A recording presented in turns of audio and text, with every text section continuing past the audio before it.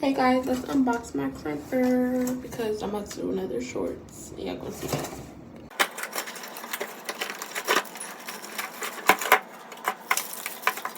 Alright guys, so this is how it looks. Oh my god, this is heavy too.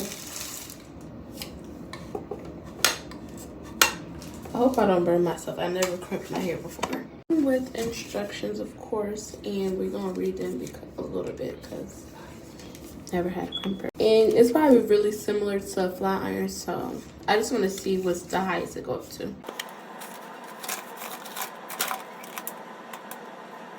It's just the regular warnings, you know. I just like to read, so I kind of wanted to read it. But guys, make sure y'all watch my next video so y'all can see me crimping my hair.